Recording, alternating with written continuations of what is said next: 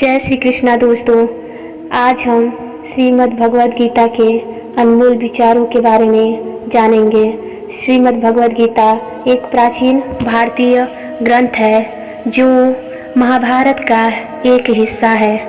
इसमें भगवान श्री कृष्ण ने अर्जुन को जीवन के गूढ़ सिद्धांतों का उपदेश दिया है। तो आज हम कुछ विचारों का गहन अध्ययन करेंगे। कर्म करो, फल की चिंता मत करो। गीता का प्रमुख संदेश यही है कि व्यक्ति को अपने कर्म करते रहना चाहिए और फल की चिंता नहीं करनी चाहिए। कर्म को बिना किसी स्वार्थ के करना चाहिए, अर्थात फल के इच्छा के बिना ही कर्म करना श्रेष्ठ माना गया है। आत्मा अमर है। गीता के अनुसार आत्मा न तो मरती है न जन्म लेती है। यह शाश्वत, अजर, अमर और अविनाशी है।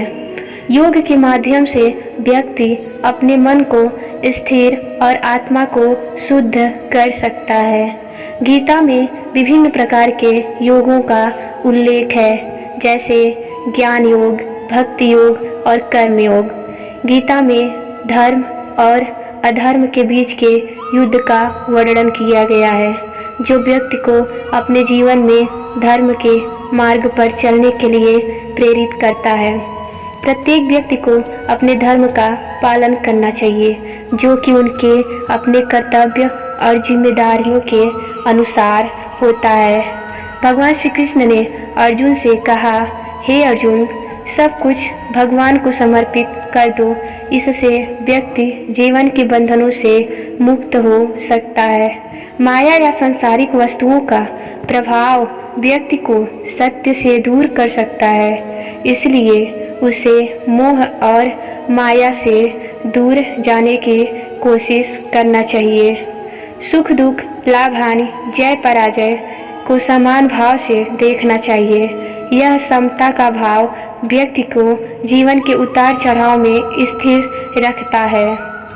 गीता में कहा गया है, मृत्यु अविनाशी है और इसे स्वीकार करना चाहिए। मृत्यु के भय से व्यक्ति को मुक्ति प्राप्ति करनी चाहिए। व्यक्ति को सभी कार्यों को भगवान की शरण में जाकर करनी चाहिए। भगवान की भक्ति करने से व्यक्ति को मोक्ष प्राप्त होता है और यह सबसे सरल और प्रभावी योग माना जाता है। ज्ञान के माध्यम से व्यक्ति आत्मा के सत्य को जान सकता है और मोक्ष प्राप्त कर सकता है। कर्म योग का अर्थ कर्म के माध्यम से आत्मा की शुद्धि। इसमें निष्काम कर्म का पालन करना आवश्यक है। भगवान श्री कृष्ण ने अर्जुन को शरणागति का उपदेश दिया कि वह पूरी तरह से भगवान की शरण में जाए और सभी कष्टों से मुक्त हो जाए। व्यक्ति को मित्र और शत्रु दोनों के प्रति समान भाव रखना चाहिए। दुख और सुख दोनों का स्रोत व्यक्ति का मन है। मन की स्थिरता से सुख की प्राप्ति होती है। मन अस्थिर होता है और इसे साधना के द्वारा ही नियंत्रित किया जा सकता है। मनुष्य अपने विश्वास से निर्मित होता है। जैसा वह विश्वास करता है वैसा वो बन जाता है।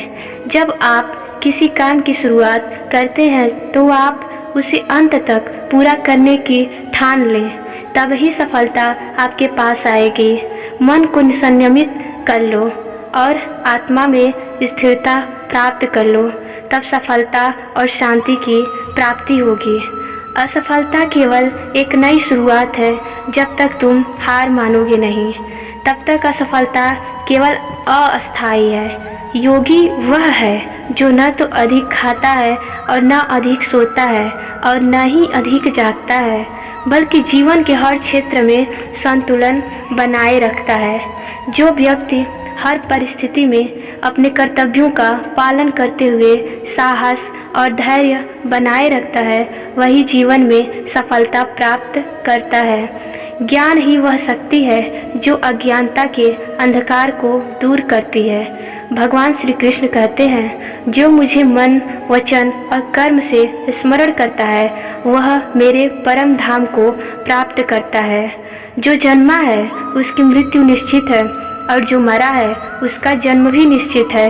मृत्यु एक शाश्वत सत्य है इसीलिए मृत्यु से भयभीत मत हो।